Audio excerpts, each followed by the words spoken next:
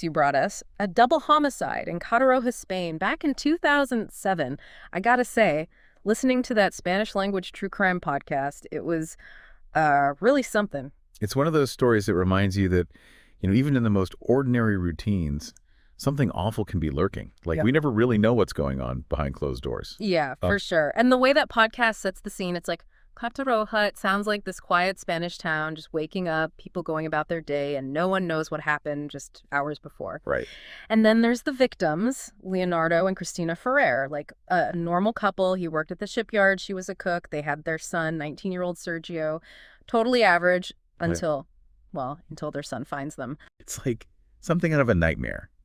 This young guy coming home after a night out with his friends, and he walks into that. It just makes you think, who could do something so horrible? In the podcast, they didn't hold back on the details. Multiple stab wounds on both of them. It wasn't just some robbery. It felt way more personal, you know? Did the investigators have any idea who they were looking for just based on how it happened? Well, the violence of it all. And Cristina, she was found dressed in the hallway, like she was attacked right there. But Leonardo, he was in the bathroom, so maybe he tried to get away. It was a planned attack, that's for sure. Maybe out of anger or, I don't know, some kind of grudge. And then there were those details, from the neighbors. Screams, thumps in the night. Though I guess in a small town, it's easy to ignore those things. Did any of that help the investigators, or was it just a distraction? It's funny how something that seems small can become really important. Like those details, they actually helped figure out when everything happened and whether anyone else was in the house. And speaking of being in the house, there was one pretty big piece missing that night, right? Sergio. No alibi, out all night. I'm guessing he was the prime suspect right away. Well, you have to start somewhere, right?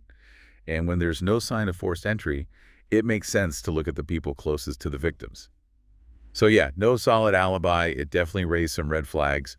They had to figure out if he was really in the dark or, if he was more involved. So what did Sergio say he was doing that night? Did his story check out?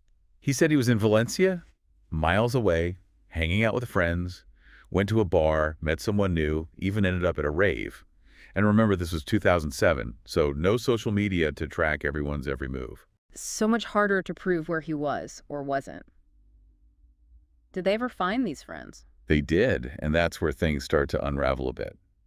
See, none of his friends could back up his story, at least not for the time when the murders probably happened. It was becoming pretty clear that Sergio's alibi, it wasn't holding up. And then there's the phone call. Oh yeah, the phone call, the little detail that changes everything. What happened? Well, they were going through Sergio's phone records, standard procedure, and they find a call to a local taxi company at 5:44 in the morning, the night of the murders. But he was supposed to be miles away in Valencia. How's that even possible? Right. And it gets better. They checked with a taxi company, and the driver, he remembers picking up a young guy, sounded nervous, said he needed a ride. So not only was his alibi falling apart, but now he's placed at the scene of the crime. What did Sergio say about that? Well, that's where things take a turn. A really, really strange turn. So Sergio's caught in the lie. Phone records putting him right there in Catarroja. Did he finally crack and tell the truth about that night?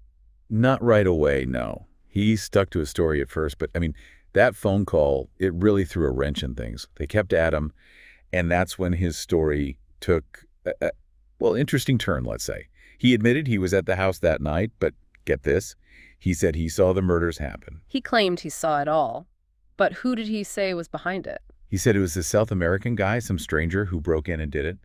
Sergio said he was hiding in his room, heard something, peeked out, and that's when he saw this intruder attacking his father. So he went from partying in Valencia to witnessing this awful crime.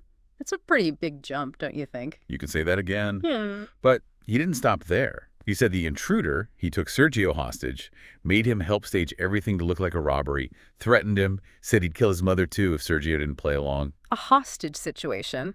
And a forced cover-up. It's like something you'd see in a movie, especially after he'd already lied to them.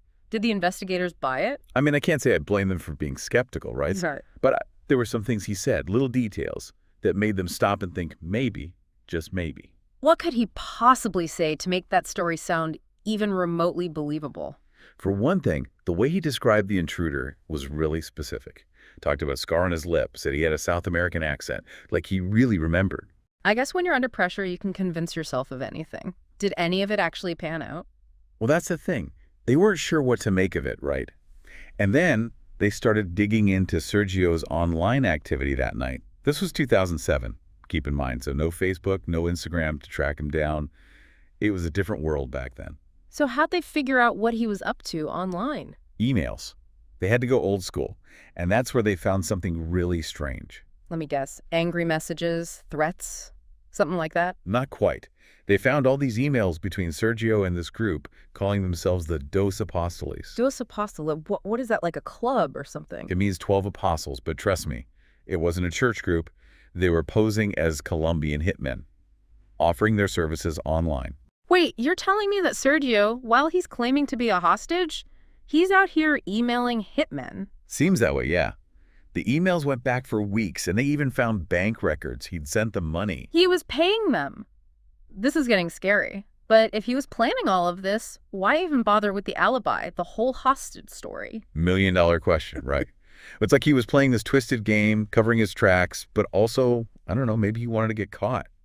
It's hard to say. It just doesn't add up. But those emails, those weren't the only thing they found, were they? You're right. Hidden among all the messages, there were pictures. Pictures? Of what? Of Leonardo and Cristina. He sent them photos of his own parents. And one email, it had a picture of them on their balcony, just a normal photo, but the subject line, it said, "The job." Chilling. It's like something out of a true crime novel. He planned it all out. Those photos, that had to be it, right? Proof that he did it. It looked that way, that's for sure. They had him dead to rights, or so they thought.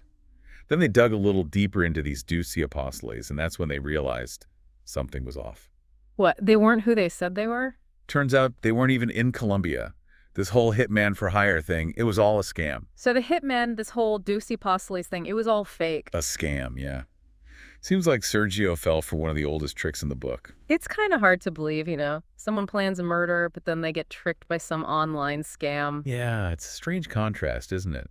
You have this whole elaborate alibi, the hostage story, but then he can't even spot a fake hitman website. Maybe he thought he could control it all, you know? And the internet, well, that's not exactly a predictable place. Or maybe, and this is just a thought, maybe he didn't really understand, really get what he was doing. You mean like the seriousness of it all? Yeah. I mean, he was young, right? No. Maybe it hadn't sunk in yet, what he'd done, what it all meant. It's a tragic story no matter how you look at it. But once they knew about the scam, how did they figure out what really happened to Sergio's parents? Well, they went back to the evidence, and it all pointed to Sergio. First, he kills his father at the apartment, probably while he was sleeping, judging by the violence of it. And then he picks up his mother from work, acting like nothing happened. That's what it looks like, yeah.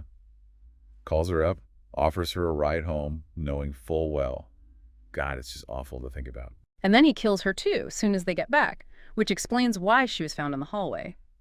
But why? Why do all of that? Did they ever figure out his motive? That's the million-dollar question, isn't it? They looked into everything, but there was no history of abuse, no signs of any trouble in the family.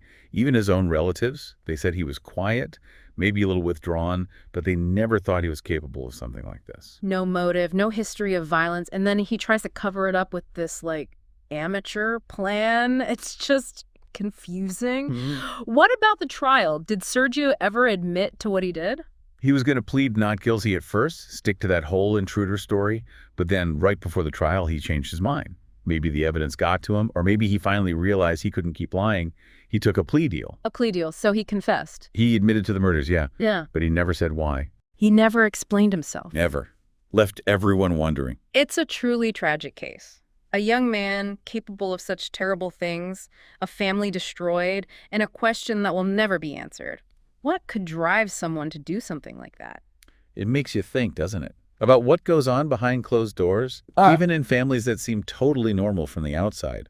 We may never know the full story, and sometimes that's the hardest part to accept. Yeah, that's for sure. But I think that's what makes these deep dives so fascinating, you know? Trying to understand the why, even when there are no easy answers. And thanks to you, our listeners, for bringing us these stories, these mysteries. We'll be back next week with another deep dive, so until then, keep those questions coming.